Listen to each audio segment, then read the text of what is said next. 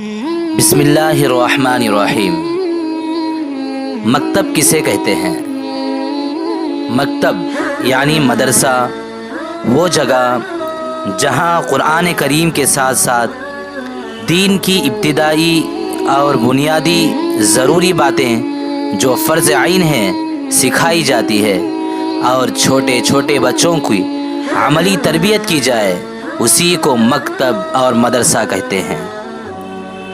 آج کے ماحول کے اعتبار سے ہمارے یہاں مکاتب کا قیام بہت ضروری ہے، اور مکاتب کا قیام ثواب کی چیز بھی ہے۔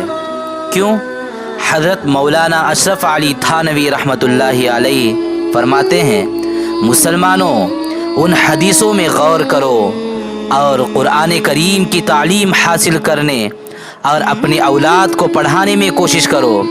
اگر حفظ نہ کر سکو تو ناظرہ ہی پڑھاؤ، اس کی بڑی فضیلت ہے۔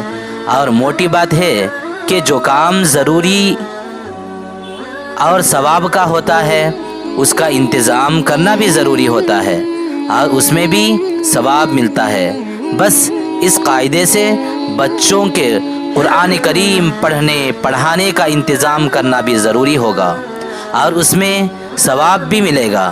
اور اس کا انتظام کا طریقہ یہی ہے کہ ہر جگہ کے مسلمان مل کر قرآن کریم کے مکتب قائم کرے اور بچوں کو قرآن کریم پڑھوائے، اور بڑی عمر کے آدمی بھی اپنے کاموں میں سے تھوڑا سا وقت نکال کر تھوڑا تھوڑا قرآن کریم سیکھا کرے۔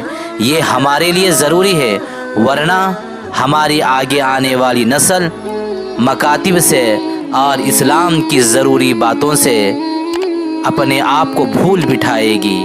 اس لیے ہم مکتب بھی قائم کرنا ہے، اور اس میں اچھی طریقے سے اپنا وقت دے کر اس کے اندر کامیابی حاصل کرنے کی کوشش کرنی چاہیے۔